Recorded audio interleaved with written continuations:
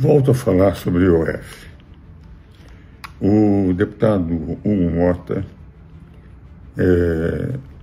comunicou aos líderes de diversos partidos que não vai aceitar e que o governo tem que repensar a questão do IOF, porque dificilmente a Câmara aceitará transformar um imposto regulatório num imposto arrecadatório. Eu quero explicar para os nossos telespectadores o que isso significa. Nós temos os impostos que são para sustentar a máquina de administração do governo, a máquina pública, e incentivar o progresso da sociedade através de estímulos, através de participação, caso de segurança nacional, os setores extremamente relevantes, como manda o artigo 173 da Constituição.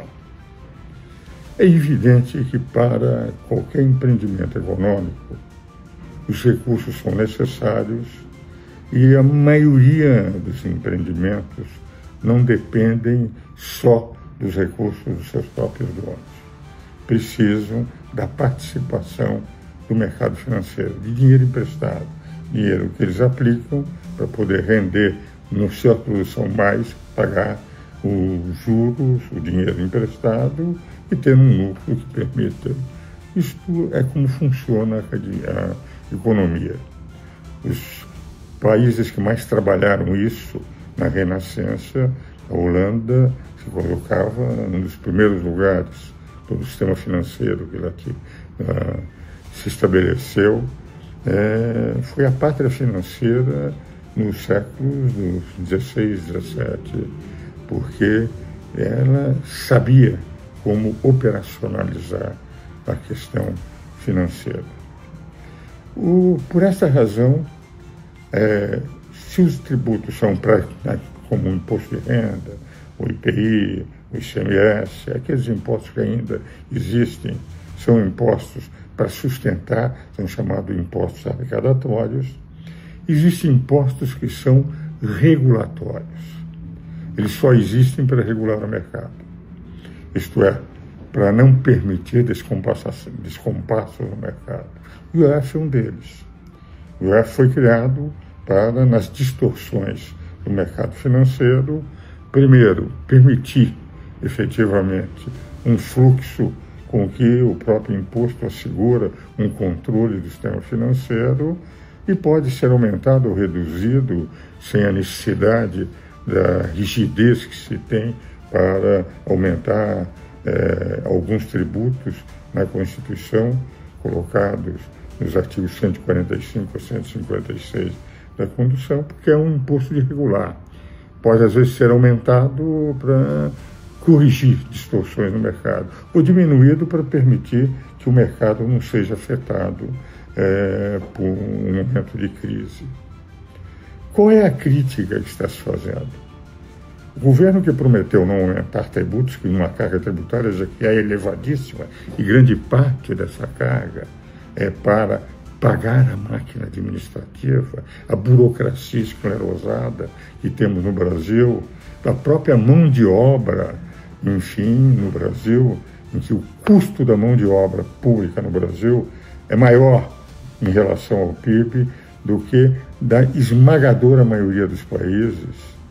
Basta dizer que a média na OCDE para a mão de obra oficial é menos de 10% do PIB, e nós estamos com mais do que 13% do PIB, demonstrando que, enfim, com penduricalhos, com tudo aquilo que são acrescentados nos três poderes, em benefício dos próprios detentores do poder, faz com que seja uma máquina. Isso é sustentado pelos tributos normais. Mas agora o que pretendeu o ministro Fernando Haddad? Fazer do IOF um imposto arrecadatório. Aquilo que foi criado na Constituição, eu vi na discussão, que vinha das Constituições anteriores, para regular o mercado, só tinha esta função regulatória, passou a ter uma função arrecadatória.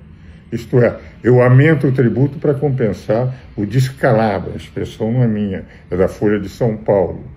da administração das contas públicas, com os furos das contas públicas, com as exclusões que se tem no chamado arcabouço fiscal, que é muito inferior ao controle, ao teto de gasto que tinha estabelecido o presidente Michel Temer. E é por essa razão que o deputado Mota entra e diz, olha, terá muito pouca possibilidade de passar como está, os senhores têm que encontrar outra alternativa. Mas os senhores estão transformando um imposto regulatório num imposto arrecadatório exclusivamente para cobrir aquilo que os senhores não estão conseguindo fazer, que é o principal, é cortar despesas. O governo quer aumentar receitas, pedir dinheiro emprestado, mas nada faz para cortar despesas. Isto que me parece que é o grande problema e que o presidente da Câmara fez muito bem de alertar, depois da conversa com os líderes, que tem que se encontrar um caminho que não seja este, com essa sanha de aumentar, que deu ao ministro Haddad, e é interessante. Eu acho que o ministro Haddad está fazendo uma luta para ver se o presidente Lula aceita não gastar tanto como tem gasto, mas a forma como foi apresentado demonstra que dificilmente isso passará no Congresso se não houver uma alternativa melhor e na transformação daquilo que não foi o interesse do Constituinte, que era só para regular o mercado e não para aumentar a carga tributária, prejudicando, como o IOF nesse aumento, vai prejudicar as médias e pequenas empresas, que são aquelas que vivem quase que exclusivamente do sistema financeiro, dos financiamentos para poder produzir. É o que eu queria trazer como explicação aos meus seguidores de por que a esta existência dentro do Legislativo, a transformação de um imposto regulatório num imposto arrecadatório apenas para aumentar a já elevadíssima carga tributária que temos no Brasil. William Vac diz que nós estamos com uma tempestade perfeita, com umas medidas tanto no exterior quanto aqui de economia no país. E o jornal A Folha de São Paulo, William Vac falou no Estado de São Paulo, escreveu no Estado de ontem, e na Folha de São Paulo, o editorial básico da Folha é sobre o problema do IOF, que é o aumento da carga tributária, não há menor dúvida. Vai incidir fundamentalmente sobre as médias e pequenas empresas, aquelas que precisam de financiamentos, etc. E o editorial é duro contra o presidente Lula, que diz: atrapalhada com o IOF, ao menos expôs o descalabro fiscal. Aquilo que eu venho dizendo há muito tempo no programa, no meu Instagram, que aliás é feito só para os meus amigos que me seguem, sem nenhum outro intuito de exercer, senão de exercer a cidadania. Mas, queira ou não queira, é um aumento de carga tributária. Eles pretendem arrecadar 20 e poucos bilhões. E é um aumento de carga tributária sobre aqueles que geram emprego, sobre aqueles que, na verdade, levam a economia para frente. Porque são os empreendedores que contratam e que, com isso, geram os empregos necessários no país. Mas quanto maior os juros que são batidos pelo presidente Galípolo, com grande consciência do que está fazendo, para evitar um estouro inflacionário, as médias e pequenas empresas que vão precisar de financiamentos, que trabalham, que não usam muitas vezes os recursos próprios, como as grandes empresas, essas vão ser as mais prejudicadas com o aumento do IOF. Não é nada, o governo diz que pretende 20 bilhões este ano, o ano que vem 46 bilhões com esse aumento do IOF, que já foi reduzido pela intervenção do deputado Nicolas Ferreira de Minas Gerais, porque seria muito maior se não houvesse aquele esclarecimento e deu. E eu continuo insistindo. Todos os governos devem pensar fundamentalmente no interesse nacional. O grande problema do presidencialismo, eu sou parlamentarista, já tenho dito isso repetidas vezes aqui no nosso Instagram, é que não existe captura e não existe essa busca incessante de, a partir do segundo ano de governo, já de se trabalhar para a reeleição, passando para o populismo muito mais do que o interesse real da nação. E o que nós estamos vendo são medidas populistas com descalabro fiscal monumental, sem fazer um controle das finanças públicas, as contas, o governo pega dinheiro que não tem e aumenta tributos e pede dinheiro emprestado, por isso aumenta o nosso endividamento. Esse aumento fiscal, como diz a Folha de São Paulo de ontem, esse aumento, há um descalabro fiscal na atualidade e o aumento do IOF, diz o editorial da Folha, pelo menos expôs ao público o que representa esse descontrole das contas públicas apresentado pelo governo. Interessado num programa de reeleição, de populismo, mas interessado em obter votos para a eleição de 2026, do que nos interesses reais da nação. Aquilo que o governo Lula deveria ter feito logo no primeiro mês, enfim, de fazer com que houvesse um programa de realmente termos controle de contas públicas para atrair investimentos. Ele, ao contrário, passou para os gastos, as próprias viagens que o presidente faz. China, 120 pessoas na comissão, na comitiva, enfim, durante tantos dias, essa comitiva representa quase que um turismo oficial. O que vale dizer, nós estamos com a imprensa reconhecendo por seus economistas de que é um descalabro fiscal, foi um erro o aumento de IOF, que vai prejudicar os interesses das empresas médias e pequenas, e mais do que isso, vai desventrando de que é um governo que está aumentando a tributação. Apesar de ter prometido que ia ser tudo neutro, está aumentando a tributação. E vai aumentar a reforma tributária. E com a reforma tributária, nós vamos ter que compensar estados e municípios que vão perder muita receita. Quem vai ter que compensar é a União, que mal consegue controlar suas contas, que de rigor precisa pedir dinheiro emprestado, aumentar o endividamento, aumentar tributos, ainda vai ter que destinar uma parte para poder atender os estados e municípios que vão perder. O que vale dizer, em última análise, é que nós vamos ter um aumento de carga tributária com essa reforma, que além de complexa, se diz neutra. Então eu tenho a sensação que um estadista é aquele que pensa no país para o futuro.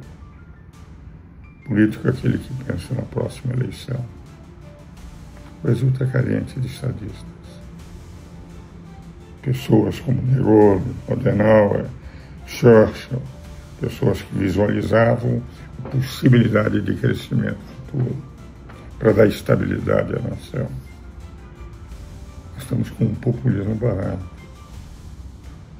E esse populismo está trazendo esse descompasso, esse descalabro que os principais jornais de São Paulo, o Estado de São Paulo e a Folha de São Paulo, têm apresentado reiteradas vezes, não é um ou outro editorial, quase que permanentemente cobrando do governo medidas. A tempestade perfeita, como diz William Watt, nós estamos. Porque além desses problemas, daquilo que aconteceu quando visitou Putin, para ver o desfile daquelas armas que vão matar ucranianos, o erro do presidente Trump de tirar o apoio à Ucrânia e que deixou o terreno livre para o genocida Putin ir destruindo, matando civis aos montes,